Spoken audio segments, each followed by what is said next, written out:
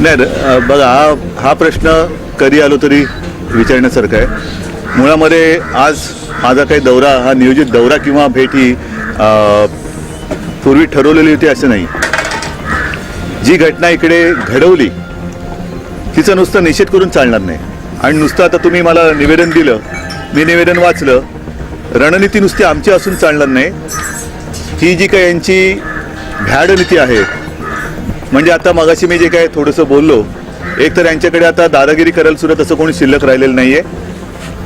संतापाची गोष्ट हीच आहे की पोलिसांचा वापर करून ते आता दहशत करायला बघतात आणि पोलिसांच्या दहशतीतून पत्रकार सुद्धा सुटलेले नाही आहेत. तर याचा एकदा सोक्षमोक्ष लावला गेला पाहिजे.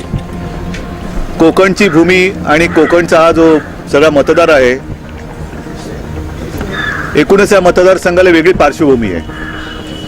आणि पार्श्वभूमी लक्षात घेतल्यानंतर इकडे कधी खून खराबा किंवा अशा गोष्टीला थारा दिला गेलेला नाही. पण त्याचबरोबरीने कोकणी बांधव हा डरपोक नाही आहे. कारण त्यावेळेला शिवरायाच्या सोबतीने मर्द उभा राहिलेला हा कोकणी बांधवच होता. आणि म्हणून कोकणी माणूस जो शांत आहे, त्या शांततेचा अर्थ कोणी तो डरपोक आहे असं लावू नये. फक्त एवढंच आहे, दिवसल्यानंतर तो शांत बसत नाही. उगाच तो त्याला आक्रस्ताळीपणा करायला काय आवडत नाही.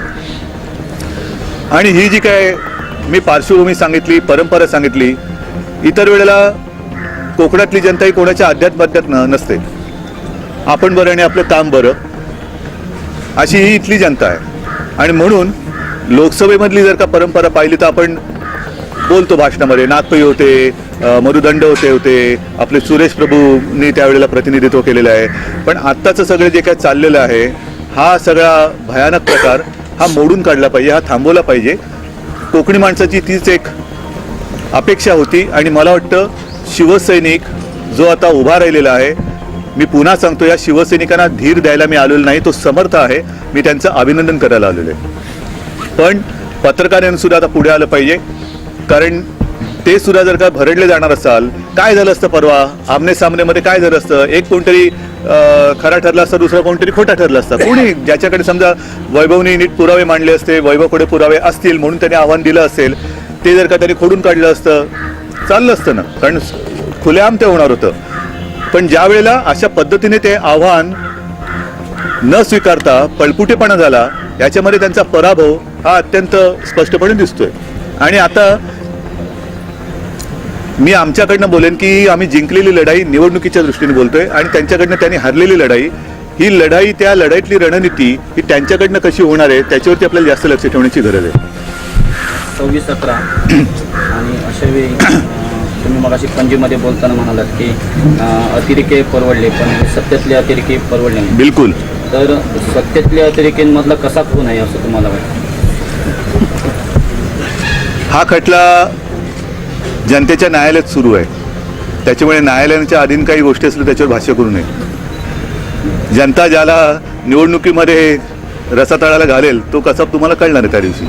पण एक सांगतो, जनतेने मनातल्या मनात हा निर्णय घेतलेला आहे. आता ज्या आरोपावरून सगळं सुरू झालं होतं की चिपळूणच्या विमानतळाचं किंवा अन्य सी वर्ल्डचा प्रोजेक्ट असेल, याबाबतचे काही गंभीर स्वरूपाचे आरोप शिवसेनेने केले होते. ते आरोप तुमच्यापर्यंत पोहोचले का? ते विषय तुमच्यापर्यंत पोहोचला आहे काय नेमके ते आरोप आहेत? बघा, मी एक तुम्हाला सांगतो, इथली जी काही चर्चा किंवा वाद विवाद, आरोप प्रत्यारोप हे जे काय होत आहेत, शिवसेनेकडनं मला नाही वाटत कोणताही त्याला काय बूड नसलेला आरोप शिवसेनेकडनं केला जाईल. आणि माझ्यापर्यंत पोचलेत का, मला ते माहिती आहेत का, हे पेक्षा जे काय व्हायचं होतं ते परवा झालं असतं, उघड झालं असतं. आणि मी तेच तर सांगतोय, तीच तर आमची मागणी होती. ती जर का त्याच्यामध्ये तथ्य नसतं तर आव्हान देण्याची आणि स्वीकारण्याची भाषा शिवसेनेकडनं केली गेली नसती. पण ते होऊ द्यायचं होतं ना, खुलेआम होऊ द्यायला पाहिजे. ज्या पद्धतीने प्रशासन वापरलं गेलं, पोलीस बळाचा वापर केला गेला, शिवसैनिकांनी तुम्ही जेव्हा भेट घेतली तेव्हा त्यांनी काय नेमक्या वेदना मांडल्या त्यांच्याशी? खरं सांगू, शिवसैनिक हा आता पेटलेला आहे. त्याला कराची त्या मारहाणीच्या वळामुळे दुखत असेल, पण तो वेदनाग्रस्त मला दिसला नाही. तो असा पेटून उठलेला आहे आणि तो आता लढायला उभा राहिलेला आहे. एकूणच गोष्ट मला काही पत्रकारांनी सुद्धा सांगितली, सर्वसामान्य शिवसैनिक सुद्धा मला तिथून येताना, मी असं नाही म्हणत मी फार मोठा जनसंपर्क केला गोव्यापासून इथे येताना, पण जिथे जिथे माझं स्वागत झालं, जिथे जिथे मी काही थांबलो, तिथे सगळ्यांची हीच मागणी होती की ही पोलिसांची दंडेलशाही ही संपली पाहिजे आणि त्याचा दुरुपयोग म्हणून मी मागाशी कार्यकर्त्यांशी बोलताना सांगितलं, राष्ट्रवादीतल्या लोकांनी माझं स्वागत केलं, चांगली गोष्ट आहे, कारण दडपशाहीच्या विरोधात सगळ्यांनीच एकत्र यायला पाहिजे. पण हे खातं हे राष्ट्रवादीकडेच आहे आणि त्यांनी निपक्षपातीपणाने वागावं एवढीच आमची आणि जनतेची अपेक्षा आहे.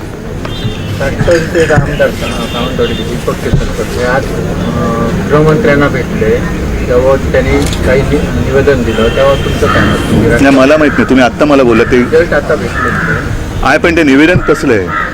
ते या पोलिसी मारहाणीच्या म्हणजे विषय हाच आहे. जो हल्ला केला बरोबर आहे ना. कोणी म्हणजे जर एखादा आपल्याच पक्षाचा आमदार हा जबाबदार लोकप्रतिनिधी आहे, तो त्यांच्या मतदारसंघात किंवा आजूबाजूच्या पंचकृषीमध्ये जे काही घडतंय ते जर का जबाबदारीने त्या खात्याच्या मंत्र्यांना देत असेल तर त्याचा गांभीर्याने विचार होऊन तशी कारवाई झाली पाहिजे, ही आमची सुद्धा अपेक्षा आहे.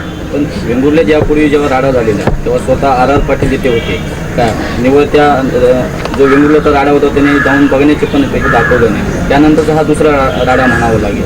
मग असे गृहमंत्री जर एवढा पण म्हणून त्याचा परिणाम काय होतोय? राष्ट्रवादीची पूर्वीची ताकद दिसते कुठे आता? राष्ट्रवादीची पूर्वीची ताकद आता दिसत नाहीये.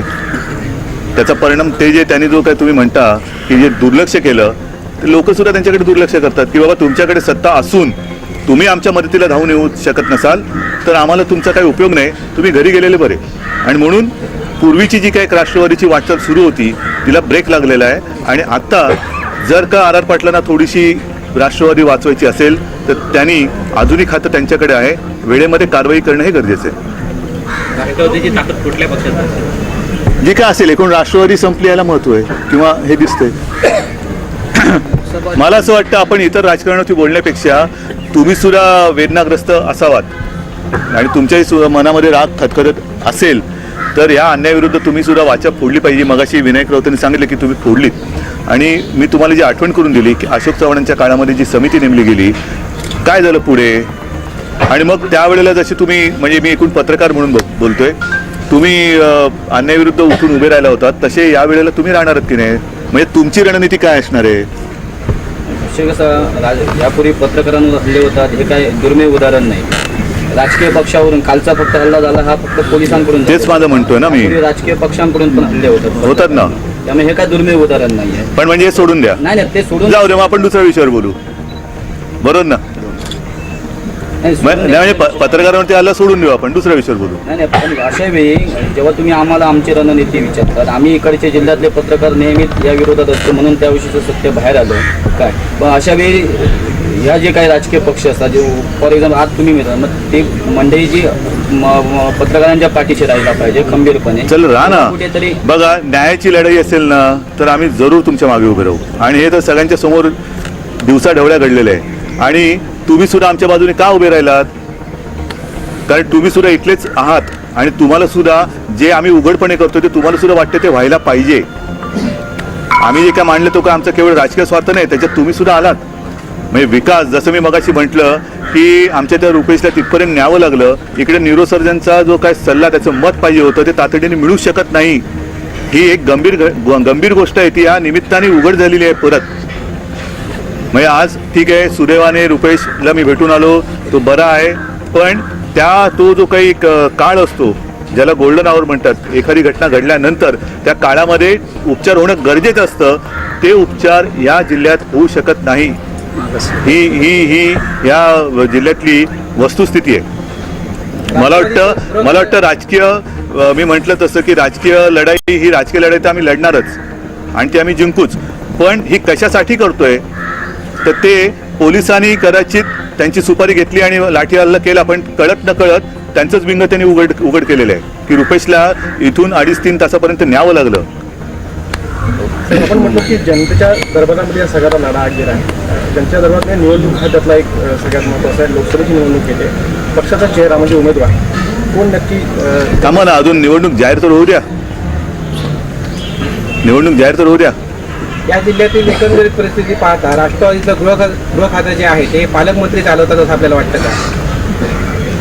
काय आता गृह खात्याने म्हणजे आरत पाटलांची आत्ताची भूमिका काय असेल त्याच्यावरती त्याचं या उत्तर जिल्ह्यापुरते मी मिळेल. बोलतो. नाही म्हणूनच आत्ता या घटनेत त्यांच्या आमदारांनी त्यांना निवेदन दिलेलं आहे, त्याच्या पलीकडे ते काय भूमिका घेत आहेत त्याच्यावरती ह्या प्रश्नाचं उत्तर अवलंबून असेल. काही दिवसापूर्वी राष्ट्रवादीचे आमदार जे आहेत दीपक केसरकर यांनी तुमच्याशी संपर्क साधला होता मध्ये? ते संपर्क म्हणजे मला लग्नात भेटलेले ते नाही खरंच आहे. मग याच्यामध्ये काय नाही मी खरंच सांगतो, मी मस्करी नाही करत. मला लग्नात भेटले होते ते, त्याच्यामुळे त्या राजकीय चर्चा लग्नात कशी. शेवटचा प्रश्न सर 26 अकराच्या हल्ल्यानंतर सागरी सुरक्षेचा प्रश्न ऐरणीवर आला होता. आजही परिस्थिती तितकीशी सुधारलेली नाही आहे. आयबीचे जसे अलर्ट सुद्धा आहेत, त्याबद्दल तुमची प्रतिक्रिया आहे? एकूणच संपूर्ण कारभार म्हणून शून्य झालेला आहे. स्वतः शरद पवार म्हणाले आहेत की पृथ्वीराज चव्हाणांच्या हाताला लकवा भरतो. म्हणजे एका बाजूला हे लकवा भरणारे मुख्यमंत्री, दुसऱ्या बाजूला पवारांसारखे चकवा देणारे मंत्री, असे लकवा आणि चकवा याच्यामध्ये महाराष्ट्र सापडलेला आहे. धन्यवाद. या ठिकाणी